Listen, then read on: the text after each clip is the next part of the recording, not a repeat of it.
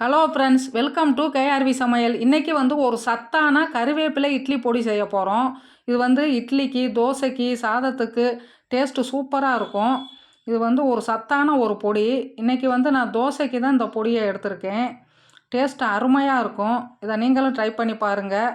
அதுக்கு நான் 2 கைப்பிடி அளவு கருவேப்பிலை எடுத்திருக்கேன். இதை நல்லா அலசிட்டு நிழல்லையே அந்த ஈரப்பதம் போகிற வரைக்கும் காய வச்சுருக்கேன்.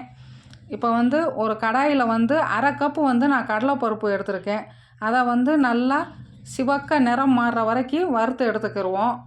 அந்த மாதிரி வறுபட்டால் தான் பொடி நல்லா டேஸ்ட்டாக இருக்கும். இந்த கடலைப்பருப்பில் நிறைய சத்துக்கள் இருக்குது.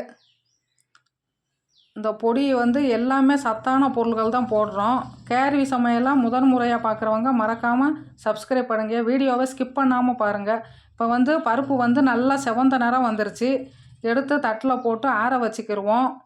அடுத்து நான் கருப்புளுந்து 1 கப் எடுத்திருக்கேன். இந்த கருப்புளுந்து வறுபட்டுறது தெரிகிறதுக்காக வெள்ளை உளுந்து கொஞ்சம் போடுறேன். அது செவந்த நிறம் வரும்போது நம்ம உளுந்து வறுபட்டுருச்சுன்னு தெரிஞ்சுக்கிடலாம். அதுக்காகத்தான். இப்போ உளுந்தையும் அதே மாதிரி செவந்த நிறம் வர்ற வரைக்கும் வறுத்து எடுத்துக்கிடுவோம்.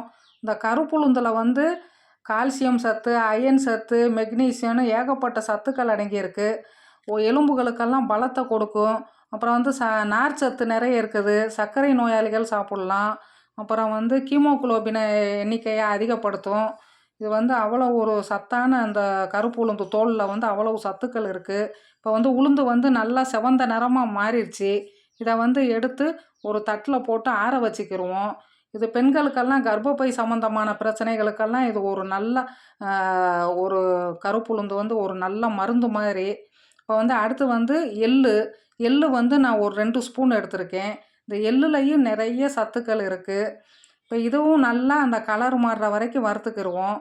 வறுத்துட்டு இது கூடயே சீரகம் 1 ஸ்பூனு, மிளகு 1 ஸ்பூன் போட்டு அதையும் வறுத்துக்கிடுவோம். இதையும் நல்லா அந்த மாதிரி சீரகம் லைட்டாக வறுபட்டால் போதும். அப்படியே வறுபட்ட பிறகு நம்ம பெருங்காயத்தூள் ஒரு 1/4 ஸ்பூன் போட்டு அதையும் ஒரு கிண்டிட்டு இறக்கிடுவோம். இப்போ இதையும் ஒரு தட்டில் போட்டு ஆற வச்சுக்கிடுவோம். இப்போ அதே கடாயில் கொஞ்சம் நல்லெண்ணெய் விட்டுக்கிடுவோம். விட்டுட்டு 7 மிளகாய் வத்தல் நான் போட்டிருக்கேன். எங்களுக்கு 7 மிளகாய் வத்தல் போதும். உங்களுக்கு காரத்துக்கேற்ப நீங்கள் போட்டுக்கிடலாம். இப்போ அதுவும் நல்லா வறுபடட்டும். மிளகாய் வத்தல் டக்குன்னு கலர் மாறிடும். அதனால் சிம்முலையே வச்சு வறுத்துக்கோங்க. இப்போ அதையும் எடுத்து ஒரு தட்டில் போட்டு ஆற வச்சுக்கிடுவோம். இப்போ மிளகாய் வத்தலும் எடுத்தாச்சு. அடுத்து கருவேப்பிலை ஆற வச்சதை 2 கைப்பிடி போட்டுக்கிடுவோம். அந்த கொஞ்சம் எண்ணெய் இருக்குல்ல, அதிலையே போட்டு வறுத்துக்கிடுவோம். கருவேப்பிலையில் ஏகப்பட்ட சத்துக்கள் அடங்கியிருக்கு. கால்சியம் சத்து, அயன் சத்து, தாமிரம், மெக்னீசியம்னு ஏகப்பட்ட சத்துக்கள் இருக்குது. இது கண் பார்வைக்கு ரொம்ப ரொம்ப நல்லது.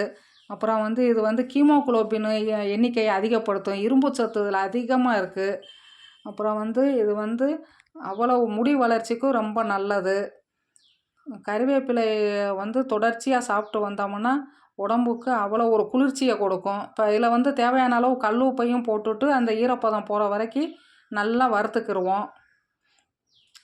ஏகப்பட்ட நோய்களை குணப்படுத்தும் இந்த கருவேப்பிலை. கர்ப்பப்பை சம்மந்தமான பிரச்சனைகளுக்கும் சரியாகும். அப்புறமா புண்கள் இருந்துச்சுன்னா அது வீக்கத்தை எல்லாம் குறைக்கும். இப்போ இதையும் ஒரு தட்டில் போட்டு ஆற வச்சுக்கிடுவோம். இப்போ இதில் கொஞ்சம் நல்லெண்ணெய் விட்டுட்டு பூண்டு பல் ஒரு 5 பல் போட்டு அதையும் நல்லா ஈரப்பதம் போகிற வரைக்கும் செவந்த நிறம் வர்ற வரைக்கும் வறுத்துக்கிடுவோம். பூண்டு போடும்போது அவ்வளோ ஒரு வாசனையாக இருக்கும் பொடி. இப்போ இதுவும் நல்லா செவந்த நிறம் வந்துருச்சு. இதையும் ஒரு தட்டில் போட்டு ஆற வச்சுக்கிடுவோம். இப்போ எல்லாமே நல்லா ஆறிடுச்சு. கருவேப்பிலை இந்த பருப்பு எல்லாம் ஆறிடுச்சு. ஃபஸ்ட்டு மிக்ஸி ஜாரில் கருவேப்பிலையை போட்டு ஒரு அடி அடிச்சிட்டு வந்துடுவோம். இப்போ கருவேப்பிலை நைஸாக அரைச்சிருச்சு. இப்போ இது கூடயே நம்ம அந்த பருப்பையும் போட்டு அரைச்சி எடுத்துகிட்டு வந்துடுவோம். இப்போ பருப்பையும் அரைச்சாச்சு. ரொம்பவும் நைஸாக அரைக்க வேணாம். லைட்டாக குறப்பாக இருந்தால் போதும். இப்போ இதை ஒரு தட்டில் போட்டு ஆற வச்சுக்கிடுவோம். இப்போ தட்டில் போட்டு நல்லா ஆறிடுச்சு. இந்த பொடியை ஒரு ஏர்டைட் கண்டெய்னரில் போட்டு ஸ்டோர் பண்ணி வச்சுக்கிட்டேன்னா 1 மாதம் 2 மாதம் ஆனாலும் கெடாது. இந்த பொடியை நீங்களும் ட்ரை பண்ணுங்கள். தேங்க்யூ ஃபார் வாட்சிங்.